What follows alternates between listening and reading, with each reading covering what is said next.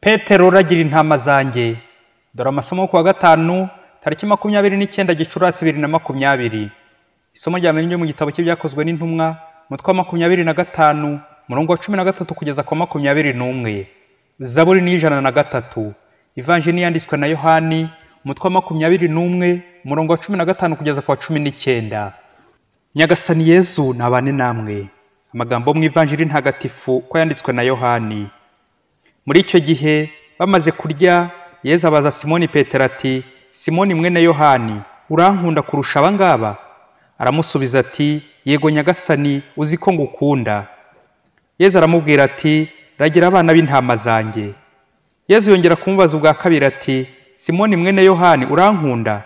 Petero aramusubiza ati, yego Nyagasani, uzi ko ngukunda. Yesu ati, ragira intama zanjye. Yongera kumubaza ubwa gatatu ati, Simoni mwene Yohani, urankunda? Petero abazwa nuko mubajije ubwa gatatu ati, urankunda? Nibwo amusubije ati, Nyagasani, uzi byose, uzi ko ngukunda. Yesu aramubwira ati, ragira intama zanjye. Ndakubwira ukuri koko, igihe wari ukiri umusore warikenyeza kandi ukajya aho ushaka, ariko numara gusaza uzatega amaboko undi agukenyeze kandi akujyane aho udashaka. Yavuze atyo ashaka kumuburira urupfu rumuteze ruzahesha Imana ikuzo. Amaze kuvuga atyo aramubwira ati, nkurikira. Iyo ni Ivanjili ntagatifu. Bana b'Imana, amasomo y'uyu munsi araducira amarenga y'urupfu rw'inkingi za Kiliziya, Pawulo na Petero. Intumwa Petero na Pawulo zitwa inkingi za Kiliziya. Izi ntumwa zakoze umurimo utoroshye mu ikenurabushyo kugira ngo Ivanjili ya Kristo imenyekane kugera ku isi yose natwe turimo. Mu gihe Petero asigaye i Yerusalemu yigisha Abayahudi, Pawulo intumwa y'amahanga we yahawe ubutumwa bwo gusanga abapagani abanyamahanga. Rero amasomo y'uyu munsi araduha incamarenga y'urupfu rwabo bombi baguye i Roma. Mu isomo rya mbere turumva Pawulo wafatiwe i Yerusalemu agafungwa. Ejo twumvise ko Nyagasani yamubonekeye akamukomeza ati, Pawulo komera, uko wambereye umugabo i Yerusalemu ni nako ugomba kuzambera umugabo i Roma. None uyu munsi turumva uburyo ahura n'abategetsi bakomeye bari kuvuga kuri dosiye ye. Ubwo umutware Festus yatekerezaga umwami Agripa ibya Pawulo, uko abahereza bitambo n'Abayahudi bamureze, Festus ati, barapfa umuntu witwa Yesu wapfuye, nyamara Pawulo akaba yemeza ko ari muzima. Aha, dore rero interuro y'ukuri ihatse kandi izingiyemo ukwemera kwacu abakristo uyu mutware Festus yakomeje asubiramo. Pawulo rero yari yakemye ko urubanza rwe barumwereyeho amazi. Murumva aba bategetsi bose bakoranye kandi ntawamenya bashobora kubogamira ku ruhande rw'Abayahudi, nuko Pawulo bakamurenganya. Nibwo Pawulo ajuriye asaba kuva i Yerusalemu akajya i Roma, ariko ibyo byose byari mu mugambi w'Imana wo kubera Kristo umugabo i Roma. Nuko Pawulo ashaka ko urubanza rwe rwarangizwa na nyiricyubahiro. Uyu nyiricyubahiro ni umwami Kayizari w'i Roma, ariko akaba ahagarariye ubutegetsi bw'iyi si. Naho nyiricyubahiro mukuru ni Imana, umwami w'isi n'ijuru, niwe uzarangiza neza urubanza rwa Pawulo. Imana nyiricyubahiro ni izarenganura Pawulo igihe azagwa i Roma ahowe Kristo. Nuko bwa buhanuzi bwo kubera Kristo umugabo bwuzurizwa i Roma. Mu Ivanjili ya none Petero ahabwa inkoni y'ubushumba na Yesu yo kuragira ubushyo bwe. Nyuma yuko Petero yihakanye Yesu inshuro 3 zose, uyu munsi turumva Yesu nyirimpuhwe amubabarira. Ubwo nawe ku nshuro 3 yamubazaga ibibazo ati, Simoni mwene Yohani, urankunda? Yesu mu kubabarira Petero amuragiza intama ze ati, ragira intama zanjye. Bitwibutsa ko Yesu atabika inzika nk'abantu. Yesu mu kudushinga imirimo ntiyita ku buhemu twamukoreye. Akaya ntero ya Zaburi iti, Nyagasani, uramutse witaye ku byaha byacu ninde warokoka?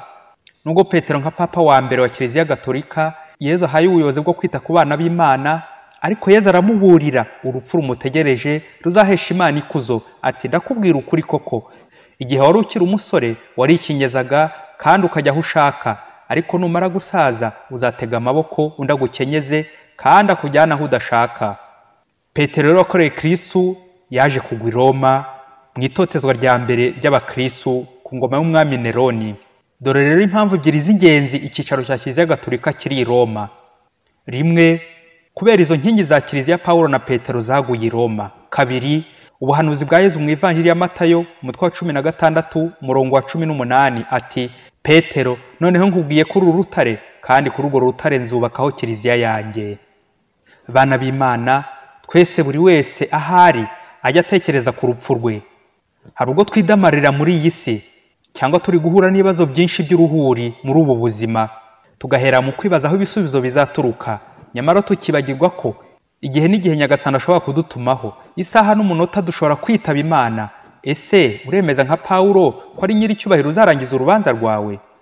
Ese iyo wicaye ubona urupfu rwawe ruzahesha Imana ikuzo nk'urupfu rwa Petero?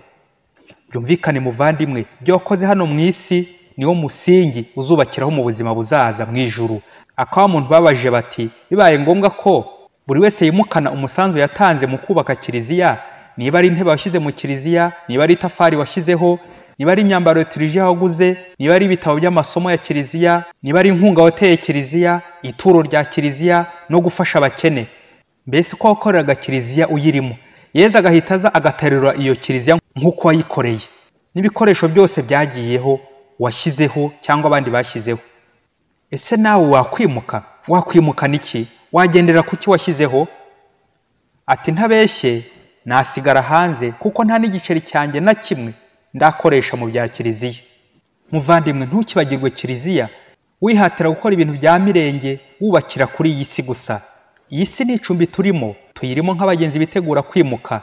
Niba hari agakorwa keza ujya ukora, ugatabara imfubyi n'abashonji, ukita ku bana b'Imana, n'ibindi bikorwa by'urukundo wakora byubaka kiliziya ya Yezu, komerezaho ntucike intege. Utwo tuntu twiza nubwo twaba ari duke, kabone nubwo abantu batatubona, ni umusingi mwiza ukomeye, ni ikibanza cy'ijuru uri gusiza. Komerezaho, ntukabeho nta kantu wishingikirijeho kazakuzamura mu ijuru. Nuko rero bana b'Imana, dukomeze tube muri iyi si nk'abazayivamo ejo, bityo twitegura ijuru tuzajyamo ejo, tukazaribamo ubuziraherezo, twishimane n'Imana iteka ryose. Padiri Masumbuko Ladislas wa Diyoseze ya Cyangugu. Ibyo byose ntajya munga